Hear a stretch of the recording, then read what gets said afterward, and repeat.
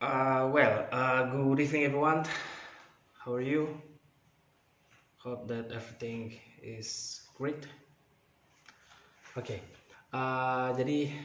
bertemu lagi bersama saya Alung, dan pada kesempatan kali ini kita akan coba membahas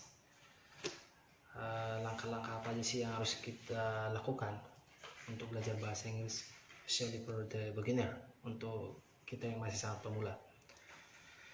Jadi, I try to discuss these steps because there are so many questions exactly. Okay, it's like hal-hal apa sih yang harus saya perlu lakukan pertama sekali ketika belajar bahasa Inggris. So that's the reason I myself try to share or to discuss about this one. Well, let's try to start. Hal-hal yang perlu kita kuasai pertama sekali dalam belajar bahasa Inggris, yang pertama itu adalah niat ya. Kenapa? Karena niat salah satu acuan untuk bisa menguasai bahasa Inggris itu sendiri. Karena kalau kita nggak ada niat untuk belajar, ya sama aja. So the first is niat. The second one is like knowing the English first. Ya. Apa yang saya maksud di sana mengenal bahasa Inggris itu pertama? Karena gini, setiap bahasa itu akan selalu mempunyai kesulitan masing-masing, sama seperti bahasa Inggris. Dalam bahasa Inggris, mungkin ada yang kita kenal seperti part of speech. Tapi sebelum ke sana ada dua hal yang harus kita ketahui dulu, yaitu mengenal yang mana verb, yang mana nominal. Dan saya untuk nominal ini saya singkat itu dengan ana. Ana itu adalah adjective, noun, dan adverb. Karena dalam hal ini, apalagi untuk yang masih sangat pemula, sering masih bingung untuk membedakan yang mana verb, yang mana nominal. So, for example, ketika disuruh membuat kalimat, seringkali kita menggunakan, contoh nih, saya makan malah menggunakan I am eat. Okay. Ya, selama ini mungkin sah-sah saja, and no one will complain about that. Tidak akan ada satu orang pun yang akan mengeluh about the sentence. Tapi ketika kita sudah mau belajar yang benar, maka itu salah satu kesalahan yang sangat fatal.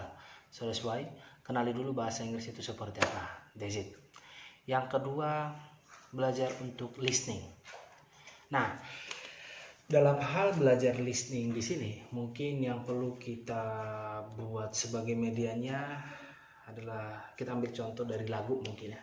Kenapa dari lagu? Ya, because I'm sure all of you like listening. Kita semuanya pasti akan menyukai listening.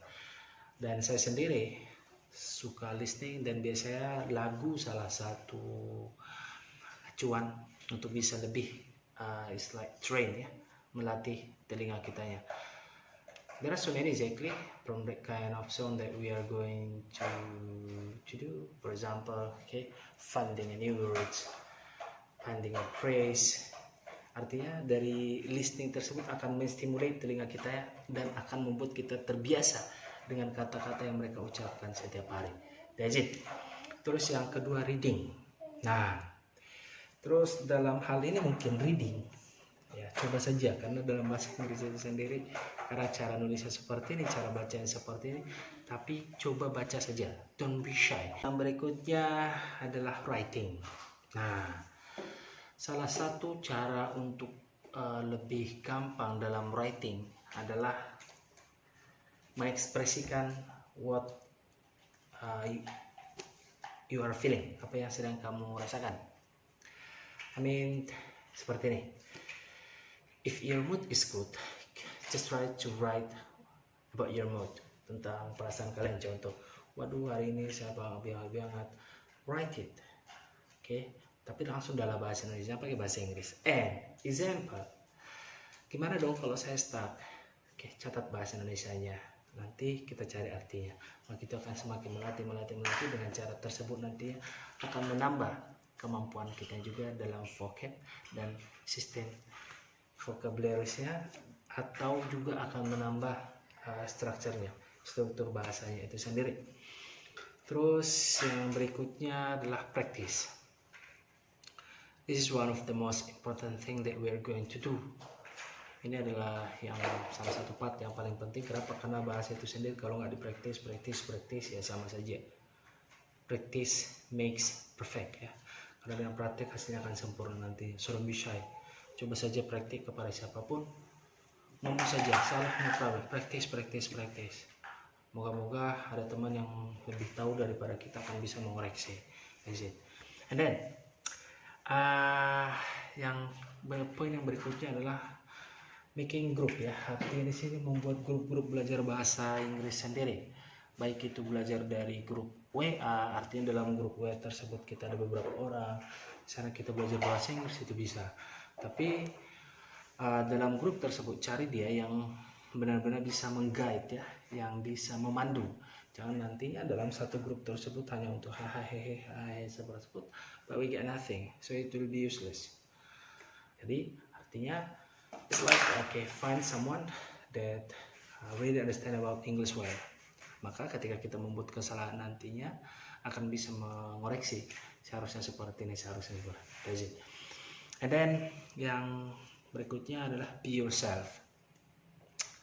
Nah, ini mungkin yang kadang yang jadi permasalahan bagi kita ya. Ketika sudah mencoba semua poin tersebut, gagal.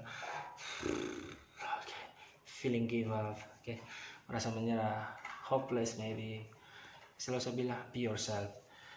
Kita tidak harus meniru gaya orang lain untuk berbicara, bla bla segala macam. Atau mungkin seperti ini, orang lain sudah lancar berbahasa Inggris, sedangkan kita masih gini-gini tuh. Tapi selalu saya bilang, seseorang tetap unik dengan gaya yang sendiri. So you don't need to imitate others. Nggak perlu harus niru gaya-gaya orang lain seperti itu. Karena kita akan selalu bisa dengan gaya kita sendiri. Meniru yang baik, that's good. Tapi selalu membandingkan diri kita dengan orang lain is not good. Be yourself. Dan the last yang saya pengen sampaikan di sini adalah setiap bahasa selalu mempunyai tingkat kerumitan dan kemudahan tersendiri. Apapun itu, nikmati prosesnya. Learn,